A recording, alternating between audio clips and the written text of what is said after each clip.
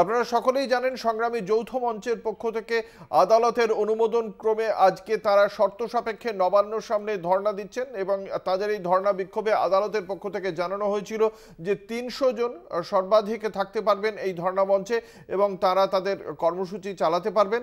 তবে এক্ষেত্রে রাজ্য সরকারের পক্ষ থেকে কলকাতা হাইকোর্টের সিঙ্গল বেঞ্চের নির্দেশকে চ্যালেঞ্জ করে তারা ডিভিশন বেঞ্চে যায়। ইতিমধ্যেই সেই মামলায় যেটা বলা হয়েছিল আগে যে ৩ দিন ধরে এই কর্মসূচি চালাবেন সংগ্রামী যৌথ মঞ্চের আন্দোলনকারীরা, সেই ৩ দিনের আন্দোলন অবশ্য একদিন রাখা হয়েছে। কিন্তু আজকে এই ঘটনাকে, আজকে তাদের এই কর্মসূচিকে কেন্দ্র করে যথেষ্ট উত্তপ্ত নবান্নের সামনের বাসস্ট্যান্ড চত্বর। বিশদে জানবো, আমাদের সঙ্গে রয়েছেন আমাদের প্রতিনিধি কল্লোল মণ্ডল। কল্লোল, এই মুহূর্তে কি চিত্র?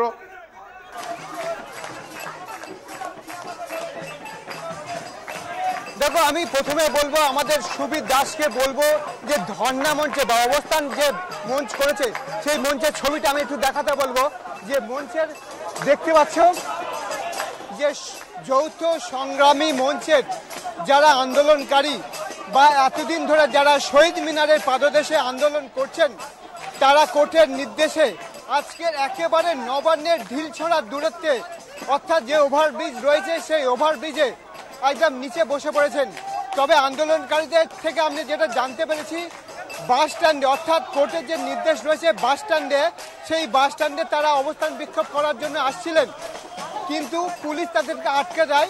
তাদের মুখ থেকে শুনতে চাইবো ঠিক তাদের অভিযোগ সম্পর্কে, শোনা সম্ভব কল্লোল?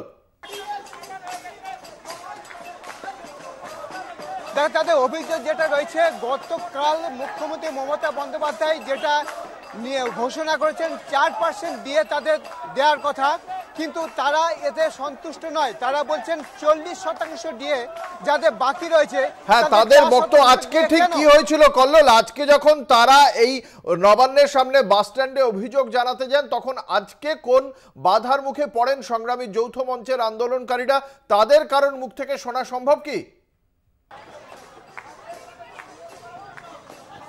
দেখো, গতকাল অর্থাৎ রাত 12টার পরে তারা এখানে এসেছিলেন তারা অবস্থান বিক্ষোভ করার জন্য, কিন্তু পুলিশ আটকে দেয়, ফলে তারাকে চলে যায়। কিন্তু আজ সকাল 6টার সময় আবারও তারা আসেন এবং তাদের যে নির্দিষ্ট জায়গা বাস স্ট্যান্ড, সেই বাস স্ট্যান্ডেই তারা আন্দোলন বা অবস্থান বিক্ষোভ করার জন্য যাচ্ছিলেন, কিন্তু পুলিশ ব্যারিকেড করে তাদেরকে আটকে দিলে। কিন্তু এই যে ঠিক জায়গা, অর্থাৎ ওভারব্রিজের নিচে ঠিক নবান্নের সভাঘর যেটা রয়েছে, নবান্নের সভাঘরের পাশেই অন্যদিকে আছে হাওড়া সিটি পুলিশ, ঠিক তার পাশেই তারা বসে পড়েন। অর্থাৎ তাদের আটকানোর পরেই তারা এখানে বসে পড়ে, কিন্তু তাদের উদ্দেশ্য ছিল বাস স্ট্যান্ডে গিয়ে তারা বিক্ষোভ বা অবস্থান বিক্ষোভটা করার জন্যই, কিন্তু তারা এখানে বসে পড়েন। কিন্তু আমরা যেটা জানতে পারছি পুলিশ সূত্রে, যে তাদেরকে অনুরোধ করা হবে বাস স্ট্যান্ডে যেখানে তাদের অবস্থান করার কথা সেখানে তারা ফিরে যাক। সেই জন্য বিশাল সংখ্যক পুলিশ এখানে মোতায়েন করা রয়েছে, র্যাবও এসছে, তাদের সঙ্গে কথা চলছে তাদের সেই নির্দিষ্ট জায়গা বাস স্ট্যান্ডে সেখানে তারা ফিরে যায় কিনা।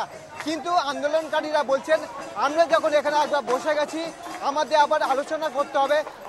তুমি আমাদের সঙ্গে থাকো কল্লোল, তুমি আমাদের সঙ্গে থাকো। আপনাদের জানিয়ে রাখি যে চিত্র এই মুহূর্তে আপনারা দেখতে পাচ্ছেন, নবান্নের সামনে সংগ্রামী যৌথ মঞ্চের পক্ষ থেকে আন্দোলন চলছে। আমরা এই খবরে থাকবো, একটা ছোট্ট বিজ্ঞাপনী বিরতির পর ফিরে আসছি, সঙ্গে থাকুন।